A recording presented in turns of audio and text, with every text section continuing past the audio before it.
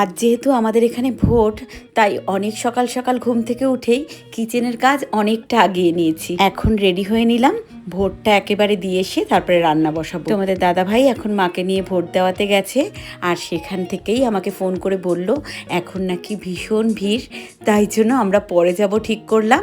আমি কিচেনে এসে রান্না বসিয়েছি, যেটা তোমরা আমার হাতে এইমাত্র দেখলে। আজকে একটা নতুন রেসিপি ট্রাই করব। হাঁড়িটা দেখে বুঝেই গেছো যে কি ট্রাই করতে চলেছি। হ্যাঁ, আজকে হান্ডি চিকেন বানাবো। যদিও আমি এই হান্ডি চিকেনটা ফার্স্ট টাইম ট্রাই করছি, তাই কিন্তু আমার মনের মধ্যে ভীষণ একটা ভয় কাজ করছিল যে হাঁড়িটা না ফেটে যায়। গতকালই তোমাদের দাদাভাইকে দিয়ে এই হাঁড়িটা আনিয়েছি। যখন রাতে ঘুমাতে যাব তখন দেখছি যে বেডরুমের এক কোনায় হাঁড়িটা পড়ে রয়েছে।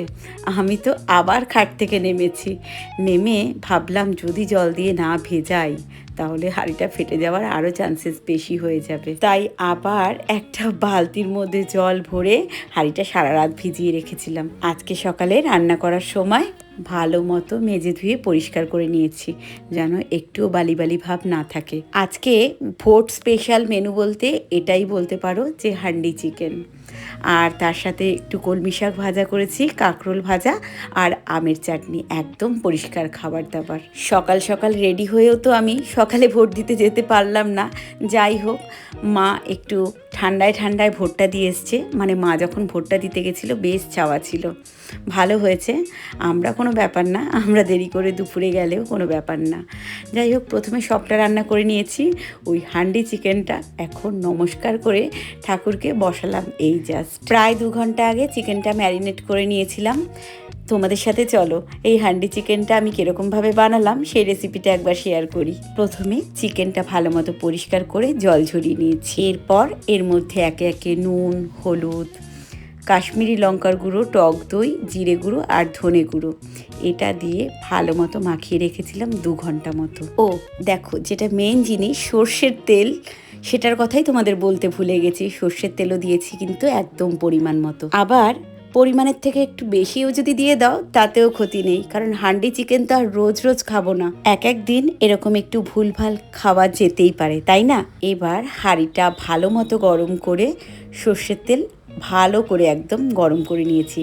তার মধ্যে তেজপাতা, গোটা গরম মশলা আর দারচিনি এটা ফোড়ন দিয়েছিলাম। ওর মধ্যে পেঁয়াজ লাল লাল করে ভেজেছি। তারপরে আমি মাখানো চিকেনটা, মানে ম্যারিনেটেড চিকেনটা দিয়ে ভালো মতো কষেছি। তারপরে ওর মধ্যে দিয়ে দিয়েছি আদা, লঙ্কা, রসুন, এই যে পেস্টটা হয় সেটা, টমেটোটা দিয়ে ভালো মতো কষে ঢাকনা বন্ধ করে রেখে দিয়েছি। আর নামানোর আগে একটু গরম মশলা আর ধনেপাতা ছিটিয়ে দিয়েছি। আমি যে প্রথমবার এই হান্ডি চিকেনটা বানিয়ে এত সাকসেস পাবো সত্যিই আমি ভাবিনি গো।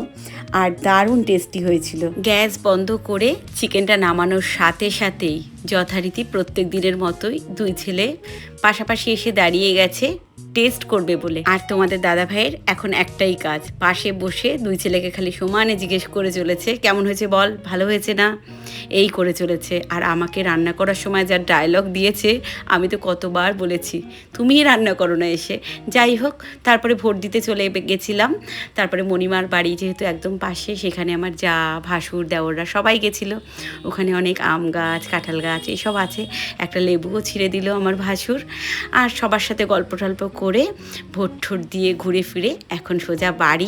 আবার দেখা হচ্ছে তাহলে আমার জীবনে একটা নতুন গল্পের সাথে।